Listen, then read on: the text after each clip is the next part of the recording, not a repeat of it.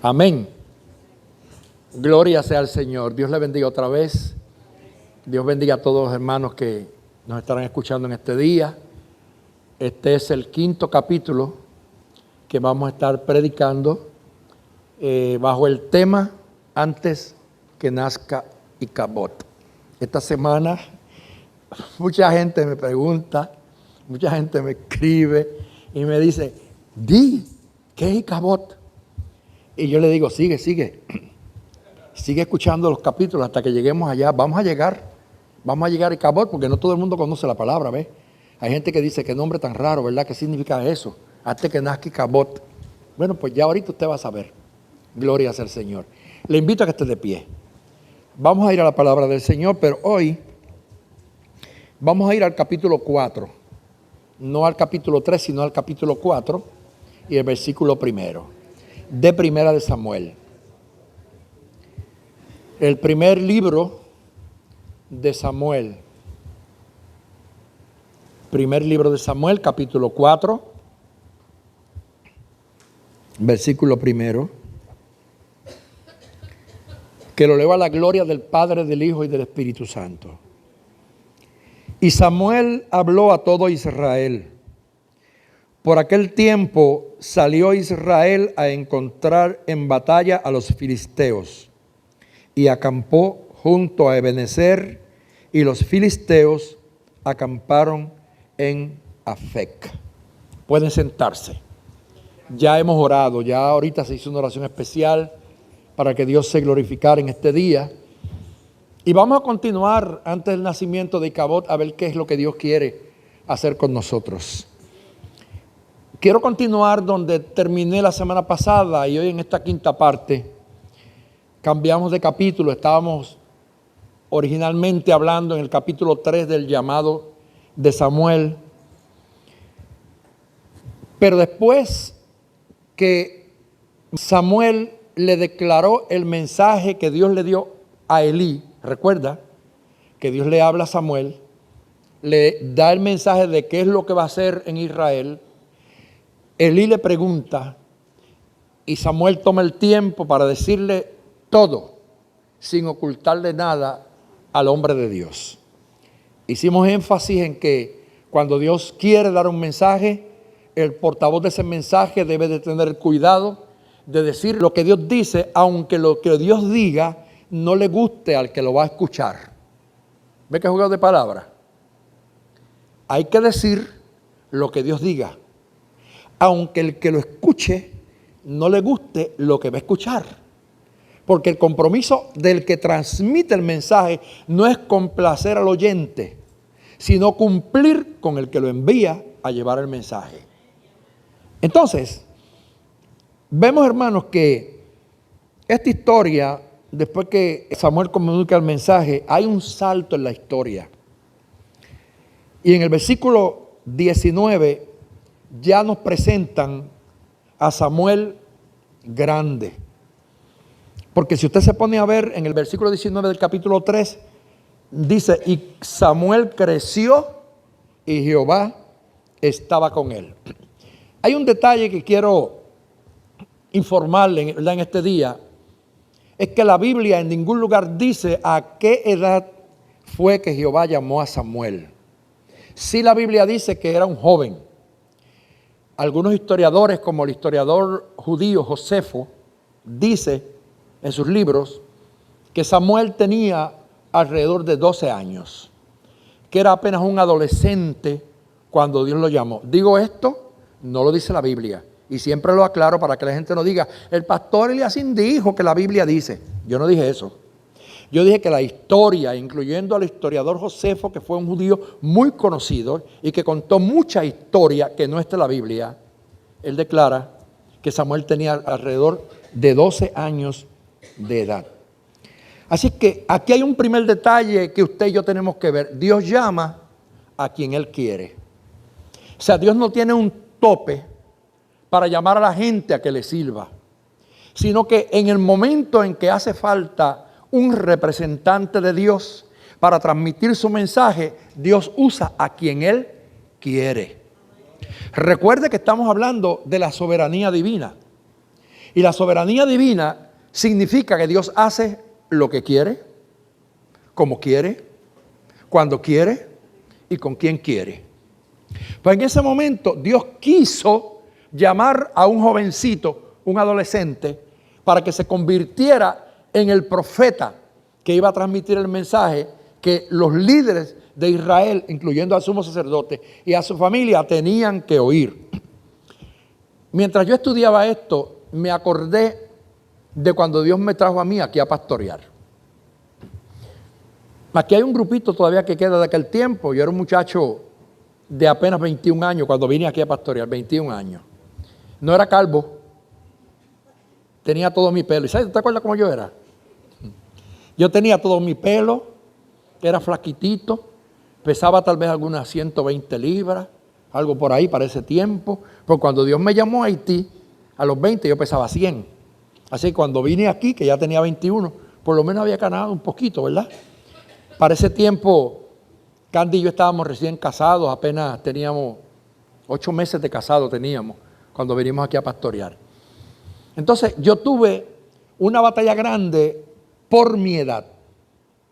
Porque el concepto para muchos líderes de las iglesias es que cuando una persona es muy joven, no sirve para ser un pastor o no sirve para ser un misionero por su inexperiencia.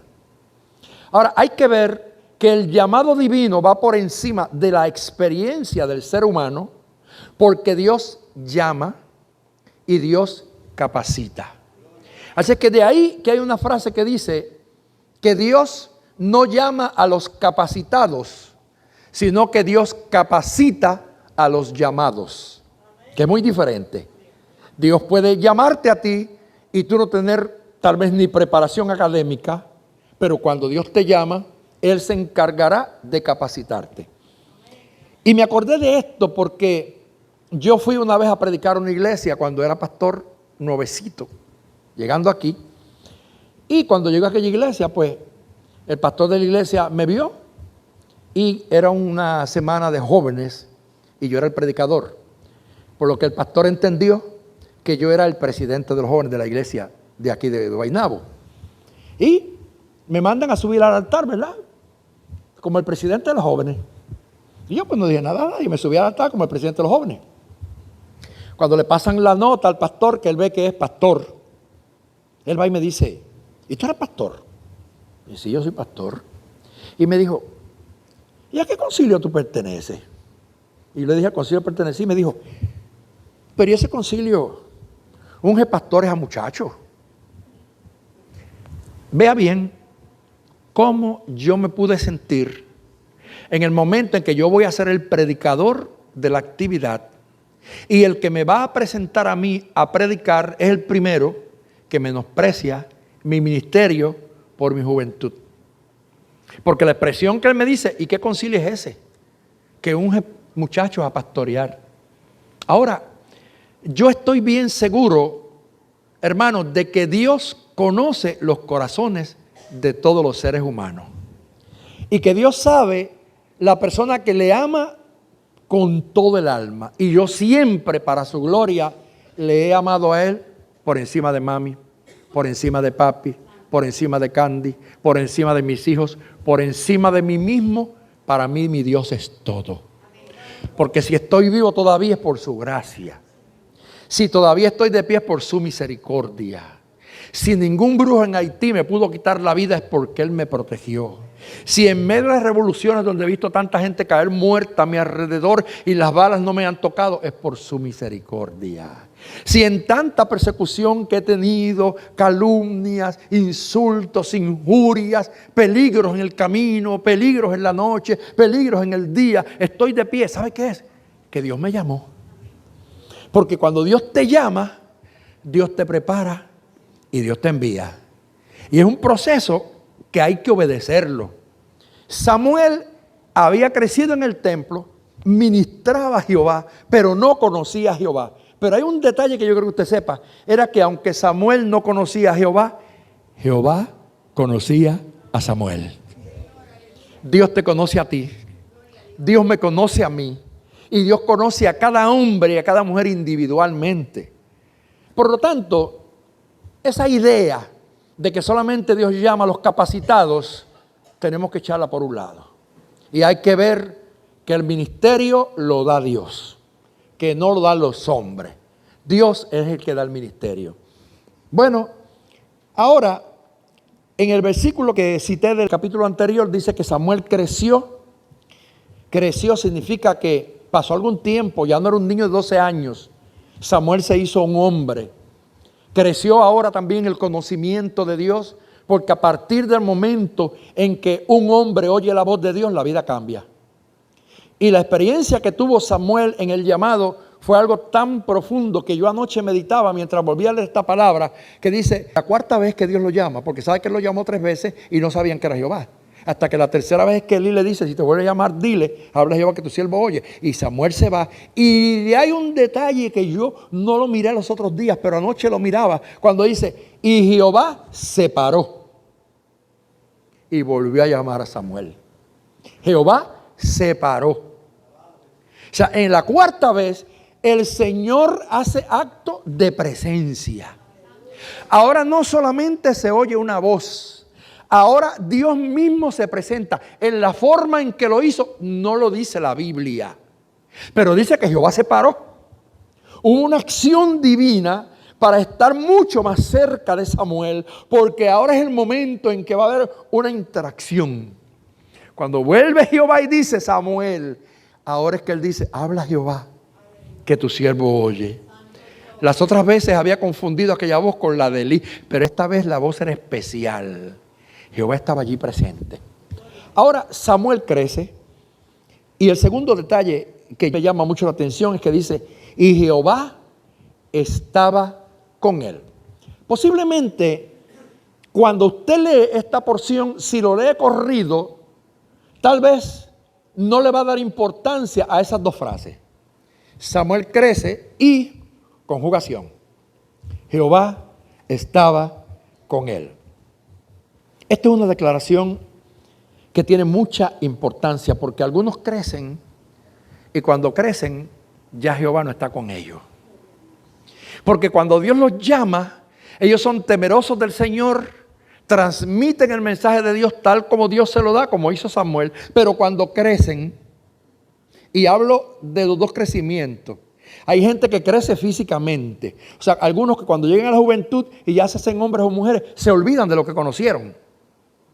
Pero hay otros que Dios los llama y que al principio de su llamado ellos dicen lo que Dios quiere que digan, pero cuando ya crecieron en fama, crecieron en títulos, ya se hicieron reverendos, ya se hicieron, usted sabe, gente con renombre, Dios se ve obligado a dejarlos solos.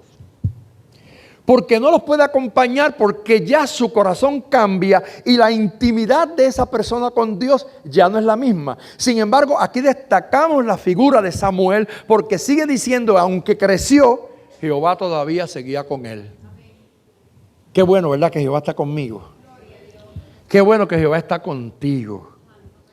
Ojalá y todos los que estamos aquí, los que han de escuchar este mensaje, te mueras bien viejito y que Jehová esté contigo aún en tu vejez. Que Él no se aparte de ti porque tú lo dejes. Porque hay gente que es que lo deja, que se aparta del camino, se aparta de lo que Dios quiere con ellos. Así que habrá algo mejor que saber, que estar en la seguridad de que Jehová está contigo. Yo hablo muchas veces de mi experiencia porque tal vez aunque sea repetitivo para muchos, yo llevo 48 años en Haití y nunca he llevado un guardaespaldas. Fíjese bien. Nunca le he pedido protección ni al gobierno haitiano, ni le he pedido protección a la embajada americana. He ido y he salido. Hoy vemos a los predicadores que muchos de ellos suben a los altares y tienen 4 guardaespaldas en el altar. Especialmente estos que se llaman que apóstoles, que usted los ve que tienen lo que llaman ellos escuderos, que hasta se visten de negro para proteger a ese ministro o a ese apóstol y lo tienen ahí como un Dios. Yo digo, ¿dónde está su fe? Porque si yo confío en la protección del hombre, es que ya no confío en la protección divina. Y ahí es cuando Dios tiene que apartarse de esa gente. Y a veces a mí me preguntan, y le dicen, ¿y no te da miedo ir a Haití? Es que no me da miedo. No me da miedo porque yo sé que Dios está conmigo. Y he entrado y he salido y me he encontrado con situaciones terribles. Una vez estaba en la aduana y de momento cuando voy a chequear la maleta, hay un señor que se me queda mirando y me dice: ¿tú conoces a Carmen de Bayamón, Puerto Rico? Dije: no, que Puerto Rico es grande, yo vivo tan lejos. Y me dijo: pues mira, Carmen es cliente mía. Y dije: sí, ¿y en qué usted trabaja? Y me dice: yo soy brujo. Y desde Puerto Rico yo consulto a Carmen. Escuche bien. Desde Puerto Rico él consultaba a una tal Carmen que yo no sé quién sería. Y yo le dije: ¿tú eres brujo? Pues yo soy pastor. Y se me quedó mirando así como con coraje. Y me dijo: ¿y a ti no te da miedo venir a Haití? Y yo dije: nunca. Porque el que está conmigo es más grande que el que está contigo. O sea, cuando Dios está contigo, tú no le temes a la bala. Tú no le temes al hechizo. Tú no le temes a ninguna amenaza porque Jehová está contigo. Y si Dios está contigo, ¿quién contra ti? Así que yo quiero que en esta mañana tú le eches mano a esta palabra. Crece en gracia, pero que Jehová siga contigo. Crece en ministerio, pero que Jehová siga contigo. Crece en cuerpo, en estatura, hazte viejo, hazte mayor, pero que Jehová te acompañe, que Él siga contigo. Que Él nunca se aparte de tu lado, porque hay gente de la que Dios se apartó. Y la Biblia nos habla, por ejemplo, del caso de Sansón. Que Sansón creció, se hizo fuerte, se hizo poderoso en Israel. Todo el mundo temía a Sansón por la fuerza que tenía. Derrotaba a los filisteos. Oiga, hermano, pero empezó a jugar con los santos.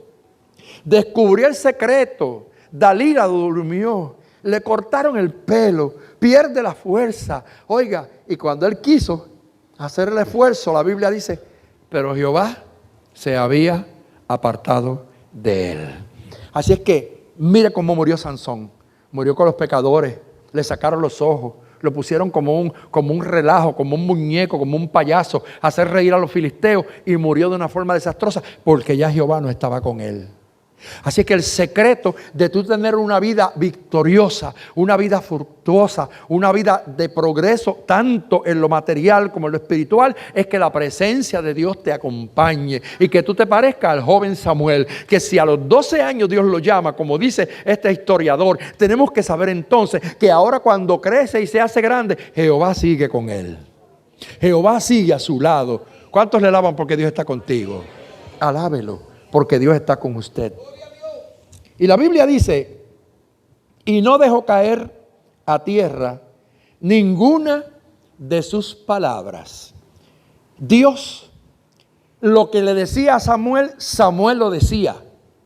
Y Dios honraba la palabra de Samuel.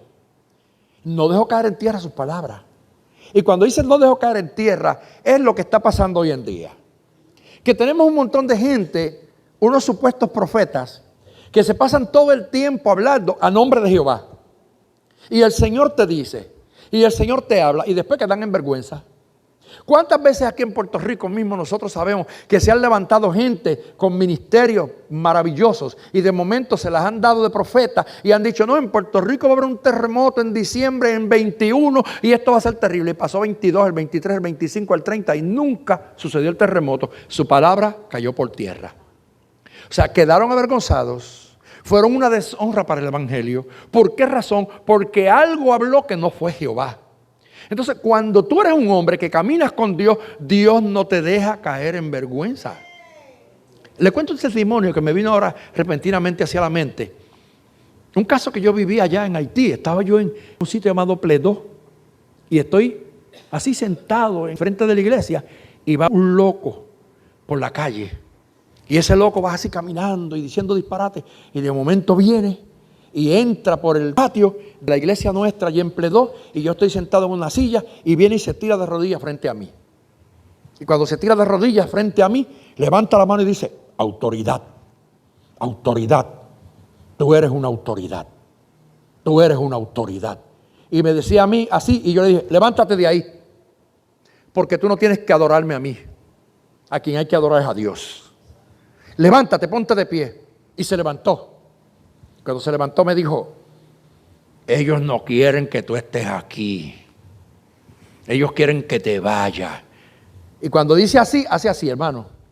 Y comienza a señalar con la mano. ¿A qué está señalando? A un peristil. ¿Qué es un peristil? Un peristil es un templo donde se adora a Satanás, donde se hacen los templos de vodú. Y a la parte de atrás del templo, a unas casas atrás así, a la parte en el monte, había un peristil donde había un brujo poderosísimo. Y él señalaba y decía, ellos no quieren que tú estés aquí, quieren que te vayas. Y yo decía, pero ¿quién quiere que yo me vaya? Allá quieren que tú te vayas. Y yo dije, pues yo no me voy. En el nombre del Señor te reprendo a ti, reprendo a todos los que están contigo. Y aquel hombre sacó una carrera y se fue por la carretera. Se fue. Yo entendí lo que pasaba y le dije al pastor de la iglesia, hermano, vamos a orar porque hay una persecución contra nosotros. Y no era fácil.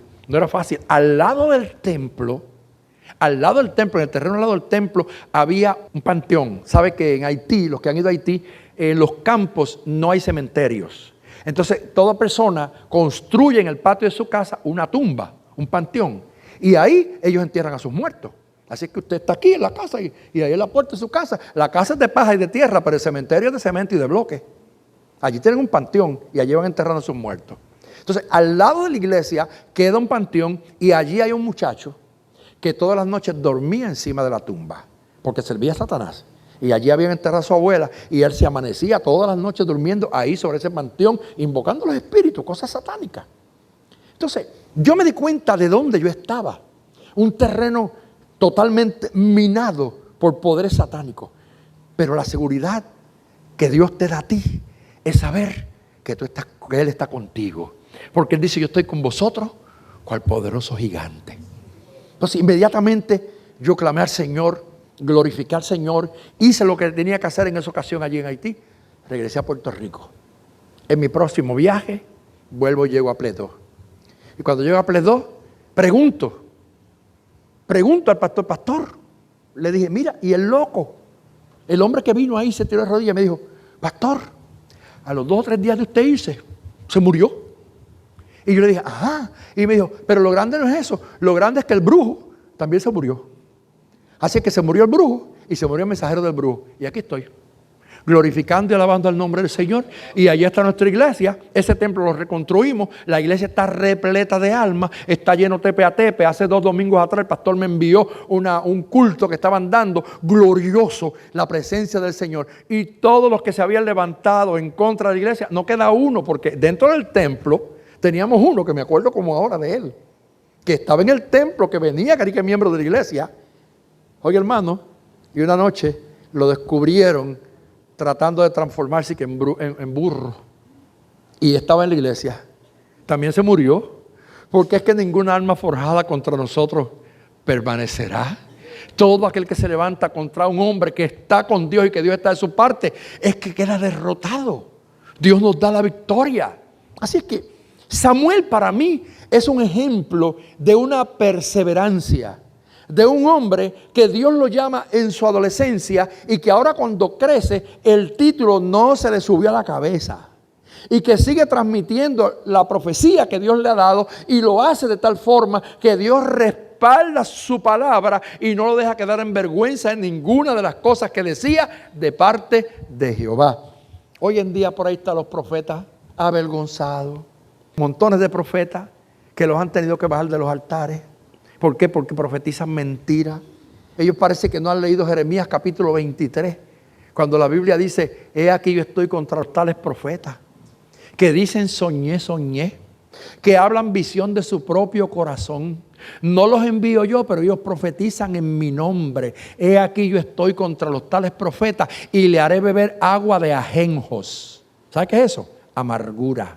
O sea, Dios pone en amargura a todo aquel que usa el nombre de Jehová para decir el Señor dice, o el Señor dijo, o Jehová habla, cuando no es Dios el que está hablando. Ahora, cuando es un hombre o una mujer que verdaderamente hacen y dicen lo que Dios le manda, Dios está con ellos.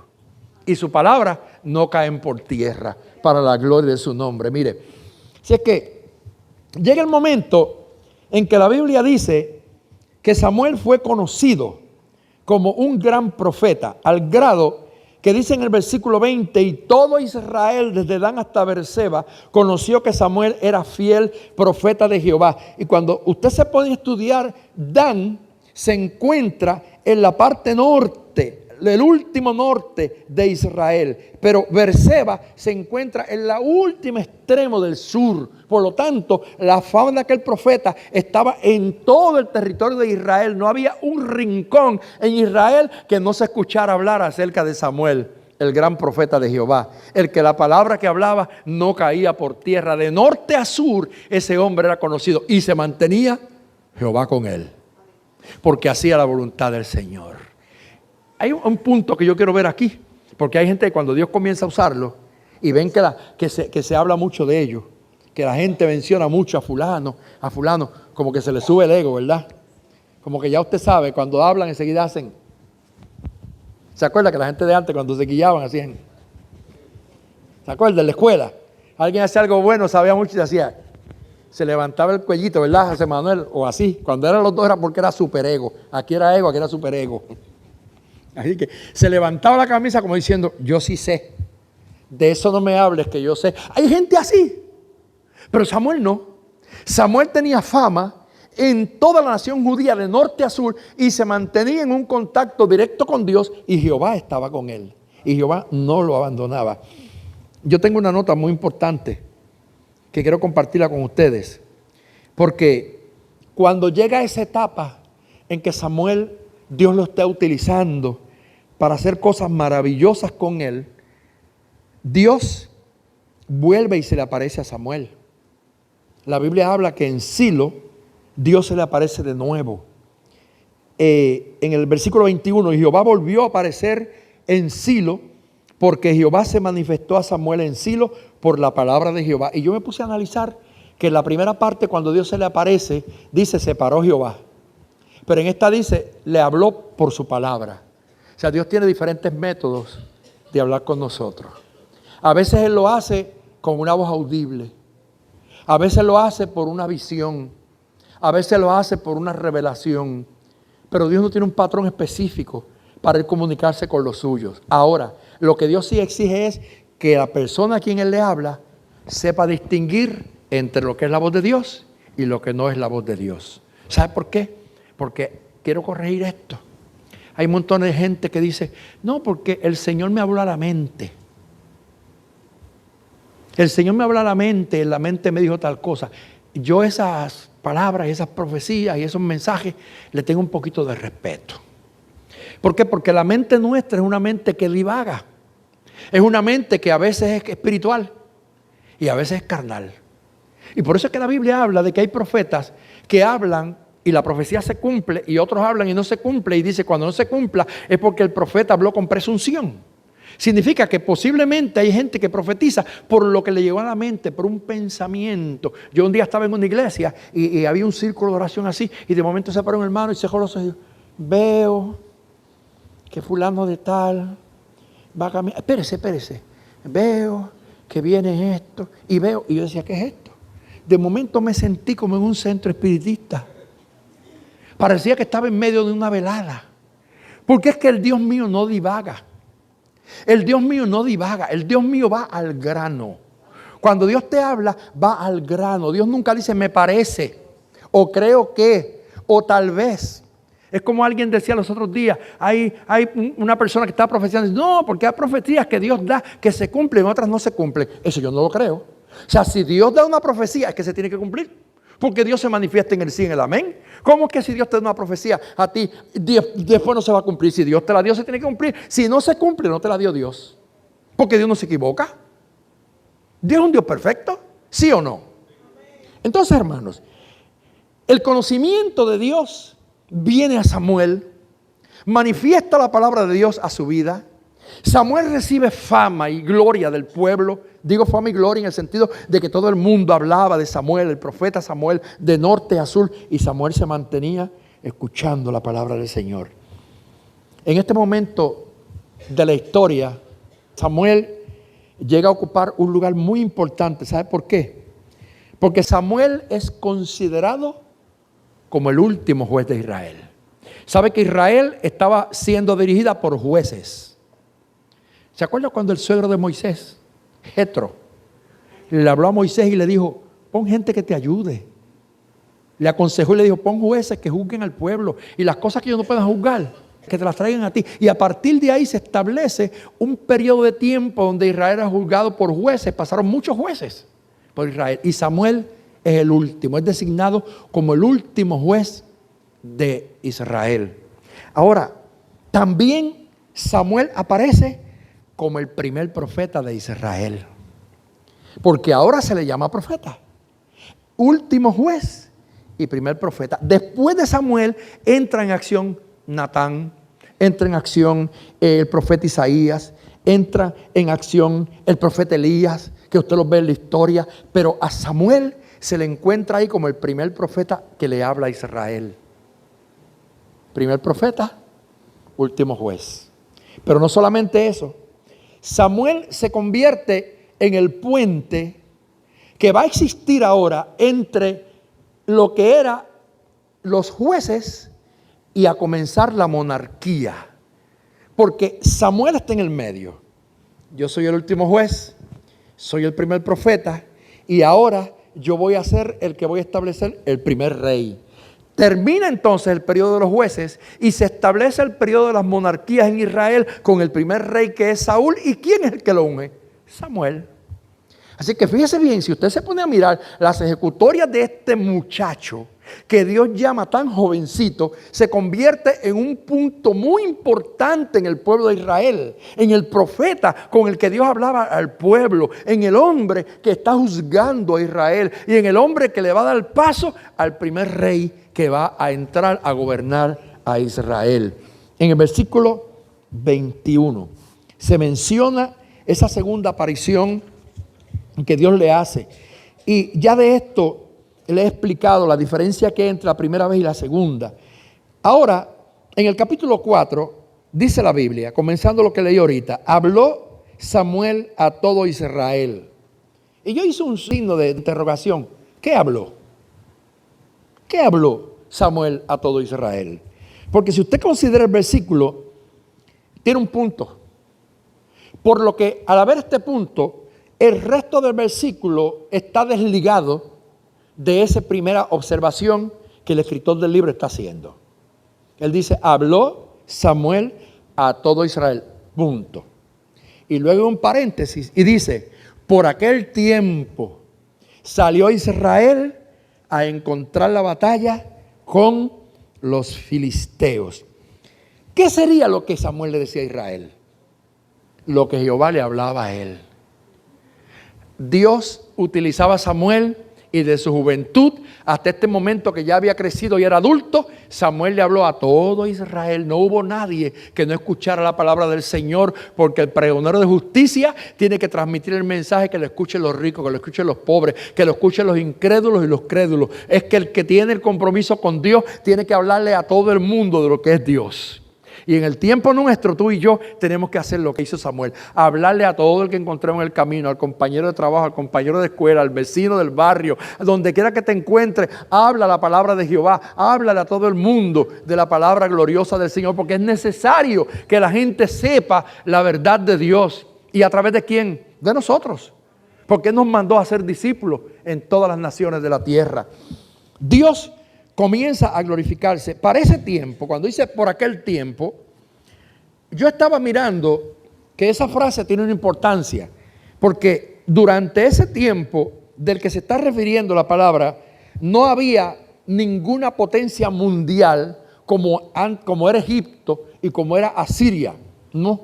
Para ese tiempo no había una potencia así que estuviera conquistando pueblos y haciéndose imperio. Pero Israel tenía un problema. Y era que las batallas que Israel tenía tenían que ser libradas contra los enemigos cercanos. Que siempre habían enemigos cercanos que estaban tratando de hacerle daño. Y la Biblia menciona especialmente dos pueblos, que eran los moabitas y los amonitas. Y también los filisteos. Esos eran los tres pueblos que más amenazaban todo el tiempo y que Israel se mantenía todo el tiempo contra los amonitas, contra los moabitas y contra los filisteos. ¿Usted sabe quién eran los moabitas, verdad? ¿Quién sabe? ¿Alguien sabe aquí en la iglesia? Los moabitas y los amonitas. ¿De dónde vienen ellos? Ellos vienen de Lot. Esos dos eran hijos de pecado, hijos de incesto. Porque Moab era hijo de una hija de Lot, aleluya, y el otro era hijo de la otra hija. Fíjese bien, Amón y Moab. ¿De quién era hijo? De Lot. ¿Con quién los procreó? Con sus dos hijas, que lo emborracharon cuando salieron de la tierra de Sodoma, y cuando iban de camino durmieron a su padre, lo emborracharon, y la primera se acostó con él borracho, la segunda también. Ambas concibieron y ambas tuvieron hijos de pecado, incestuosos, y esos muchachos crecieron y se convirtieron en enemigos del pueblo de Dios. Ahora, ¿quién era Lot? Lot era sobrino de Abraham. ¿Quién era Israel? El nieto de Abraham, porque Abraham tiene a Isaac, Isaac a Jacob, y de Jacob sale el pueblo de Israel. Por lo tanto, eran parientes. La guerra mayor que muchas veces tú tienes no es de los lejanos, es de los tuyos. Usted no tiene problema a veces con ningún vecino, pero tiene problema con la tía, o con el hermano, o con el papá, o con la mamá. Problemas tremendos. Y hablando en el sentido espiritual, a veces usted no tiene problema con nadie en la calle, pero tiene problema con miembros de la iglesia. A veces usted llega a un sitio y la gente del barrio, oiga, como lo respeto, usted, ay, pastor, venga, pastor, mire por aquí, entre. Pero hay hermanos de la iglesia que esperan al pastor. Sí, y no hablo en esta iglesia, yo estoy hablando en el sentido general, que muchas veces la gente más cercana a ti, que tienen tu misma sangre, que tienen a veces tu misma creencia, tu misma fe, son los que te hacen la guerra. Están todo el tiempo en un combate contigo. Moab y Amón no querían saber de sus primos, porque aunque eran primos lejanos, venían de la misma descendencia. Todos habían salido de los lomos de allá de la familia de Abraham, pero eran enemigos del pueblo. Entonces, la envidia que provocaba el saber que cada vez que Israel salía a una guerra, Israel ganaba. Cuando la gente te ve a ti progresando, se mueren de envidia. Mucha gente cuando ve que tú como cristiano, oiga, Dios bendice tus hijos, Dios bendice tu casa, en tu casa nunca falta el pan, en tu casa siempre hay alegría. La gente dice, ¿pero qué será lo que tiene ese hombre? ¿Qué será lo que tiene esa mujer? Que por más que le pase siempre está sonriendo. Ellos te envidian. Gloria a Dios, que tú y yo sabemos valorar el privilegio que Dios nos ha dado. Ahora, esta gente se levanta contra ellos, pero también está unido otro pueblo que se llama los filisteos. Los filisteos eran un pueblo que tenía mucha influencia de Grecia. Dice que poseían un equipo militar que era hecho por los griegos, como los cascos, los escudos, las cotas de malla que se ponían, las espadas y las lanzas. Fueron los primeros habitantes de Canaán que procesaron el hierro.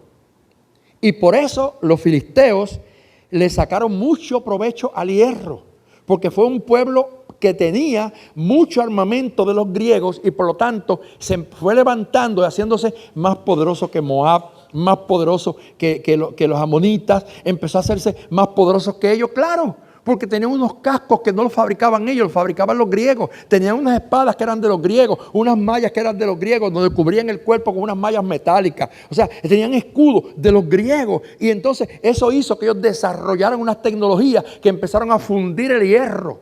Y con el hierro empezaron a hacer armamento también poderoso. Por lo tanto, ahora los filisteos se están convirtiendo en una amenaza poderosísima contra los hijos de Israel.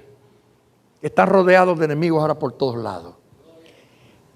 Ahora, Dios está con ellos y para ese tiempo, yo noté algo aquí que no se me puede olvidar. Dice que los filisteos eran inmigrantes de las aristocracias militares de la isla de Creta. De ahí habían salido. Y usted busca el libro de Amós, capítulo 9, versículo 7, y le habla de eso. Y estaban ellos, los filisteos, estaban organizados en 5 estados. O sea, era como una nación, que ya no es una nación pequeñita, sino que ahora ya tenía alrededor de 5 estados. No era un Estados Unidos que tiene 50, pero ellos tenían 5. Y no sabemos el territorio que abarcaban esos 5 estados. Lo que sé es que era un pueblo poderoso que se iba levantando imponente y que su meta era, ¿sabe qué? Barrer a Israel. La meta que hoy tiene Hamás. La meta que hoy tiene Hezbollah. La meta que hoy tiene Irán. La meta que hoy tienen todos esos países enemigos de los descendientes de Abraham es la meta que desde allá, desde ese tiempo de los filisteos, desde esos años tan atrás, eso había nacido. La idea de borrar a ese pueblo. ¿Sabe por qué? Simplemente porque Jehová estaba con ellos. Y a este mundo que no conoce a Dios, los que tenemos a Dios le estorbamos. Los que hablamos de la moral, le estorbamos. Los que estamos en contra de todas las leyes estas que están aprobadas en el mundo, le estorbamos. Y de alguna forma quieren borrarnos del planeta, sacarnos de aquí porque ya no les gusta nuestra presencia aquí. Y eso es así. Usted lo nota, hermanos. Porque yo me acuerdo cuando yo era muchacho, que a veces se iba a hacer una actividad secular del barrio y lo primero que hacía era que venían, invitaban al pastor de la iglesia. Invitaban al pastor de la iglesia. Es más, no invitaban ni al cura. Y la mayor parte del barrio era católico. Pero no invitaban ni al cura, invitaban al pastor de la iglesia para que fuera el que trajera por lo menos la invocación, la oración. ¿Usted se acuerda, Isai, de la escuela? Invitaban a un pastor a que fuera a hacer la oración en las graduaciones, a hacer la invocación para comenzar las oraciones. Hoy en día no nos quieren ver. Hoy en día es raro que inviten a un pastor. Es raro porque hasta las oraciones las han erradicado de todas las actividades sociales. ¿Por qué razón? Porque la meta es la meta filistea. Es barrer con armas que ellos han formado, armas que son espirituales, utilizando la tecnología, utilizando las vacunas, utilizando las pandemias, utilizando la persecución contra la iglesia, las leyes diabólicas para barrer de la faz de la tierra a un pueblo que representa al Dios de los cielos. Así que no se asuste, hermano, que esto no es nuevo. Esto no es nuevo. Pero sí le voy a decir que aunque muchas veces perdemos una batalla, al final ganaremos la guerra. Que aunque en un momento nos encierren, nosotros ya somos libres. Porque la libertad de Cristo va por encima de cualquier encierro. Que aunque nos traten de perseguir, ya la Biblia nos dice que ninguna arma forjada contra nosotros prevalecerá, no prosperará. Porque Dios tiene armas más poderosas. Ellos tienen espadas, ellos tienen escudos, ellos se han preparado con todo armamento para acabar y destruir al pueblo de Dios. Pero si Jehová está con nosotros, ¿quién contra nosotros? Como decía un himno que se cantaba antes que decía: si Jehová es conmigo, nada temeré. Si Jehová es conmigo, nada temeré. Y aunque rujan los vientos y aunque ruja la mar, yo nada temeré. Es que el Señor estará conmigo. No sé cuántos se acuerdan de ese cántico, me acuerdo solamente de esa frase, pero se cantaba mucho en las iglesias antes. Si Dios es contigo, hermano, ¿quién contra ti? Si Dios está de tu parte, todas tus batallas, es que Dios te va a dar la victoria al final. Así que confiemos en el Señor. Hermano, para ese tiempo, Israel sale a encontrarse en batalla con los filisteos y acamparon en Ebenezer. Está el pueblo filisteo que sale como amenaza para destruir Israel y tiene todo tipo de armamento y viene en contra de Israel.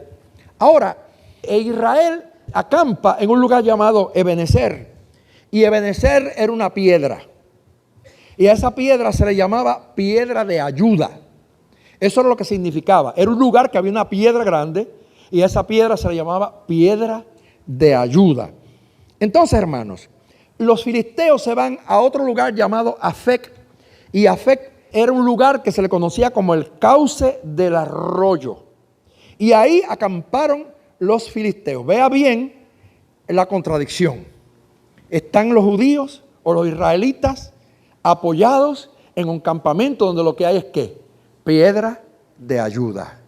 Y los filisteos están en el arroyo, donde está el cauce del arroyo. Estos tienen agua, estos están en sequía. Los filisteos están en un lugar donde pueden saciar su sed. Estos están en una piedra que no produce nada, no produce agua. Vea bien cómo se está preparando el ambiente para la guerra. Son detalles que tú y yo tenemos que ver en esta mañana, en esta palabra, porque estoy hablando de que Israel era el pueblo del Señor y sale a presentarse a una batalla al que sus enemigos lo han invitado. Pero ellos han tomado un lugar muy estratégico y están en un cauce de un arroyo donde ellos pueden fortalecer sus cuerpos con el agua. Están en un lugar donde ellos pueden hacer tantas cosas para su bien, pero Israel está sobre una piedra, en un lugar donde lo que había era piedra. Ahora, fíjense bien, en el versículo 2, los filisteos presentan la batalla, pero pasa algo. Y lo que pasa es que la Biblia dice que cuando presentan batalla, se traba el combate. Yo todavía no sé cómo se trabó el combate. Si fue que se confundieron los judíos, o si la situación que se encontraban anímicamente o físicamente, o por el armamento que tenían aquellos y estos no, pero el combate se trabó. Y cuando se traba un combate significa que hay dificultad para ganar. El que va a enfrentarse ahora está enredado, está trabado. Y cuando tú estás trabado, ¿qué pasa? No tienes movilidad. Se le trabó el combate, no a los filisteos, a los judíos. Pero para que se trabe el combate hay razones, que ya usted sabe desde el primer mensaje, las estamos diciendo. Israel estaba en desobediencia, los líderes estaban en pecado, los sacerdotes estaban haciendo lo que Dios no quería, estaban fornicando, adulterando, comienzan a recibir las ofrendas, y ahora Dios le envía un primer profeta a Elí, y Elí se hace de la vista gorda. Y ahora Dios tiene que levantar a un joven y le da el aviso, le dice, mira, y hasta este momento de la historia que yo estoy hablando, ya en el capítulo 4, todavía no se oye ni una palabra de arrepentimiento, no se oye ni una palabra de solicitud de perdón, no se oye ni una palabra, sino que lo que es conformismo en Israel, lo que hay en este momento es tranquilidad y decir, Jehová es, haga lo que le parezca. Entonces, esta actitud a Dios no le agrada. Cuando la gente cae en esta actitud, se traba el combate. Y por eso hay mucha gente que a veces dice, pero yo soy un siervo de Dios. ¿Y por qué me pasa esto a mí? ¿Por qué no tengo la victoria? Y mis enemigos me oprimen y la gente de allá gana. Chequea a ver. Vamos a chequear a ver qué es lo que está pasando. ¿Por qué se nos ha trabado el combate? Posiblemente es que Dios nos ha hablado en repetidas ocasiones y todavía seguimos en la misma actitud de indiferencia y no tomamos las medidas para volver al altar de Dios a decirle, Señor, ayúdame a trabar este combate para que mis filisteos no me ganen. Ahora, el tercer punto es que Israel es vencido. Fíjese bien. El primero, los filisteos presentan la batalla. El segundo, se traba el combate. El tercero, Israel es vencido. Mira cómo va esto. Va en una degeneración. Va para atrás. Y caen 4,000 hombres de Israel. Yo los voy a dejar aquí ahora, diciéndole una pregunta para que usted se la lleve en su corazón. Si estaban cimentados en la piedra de ayuda, ¿por qué falla el combate? Si estaban en la piedra de ayuda, que era Ebenezer, ¿por qué falla la piedra? ¿Por qué no hay ayuda en el lugar donde se supone que tenía que haber ayuda? No fallaron ellos. O sea, no falló Dios, fallaron ellos.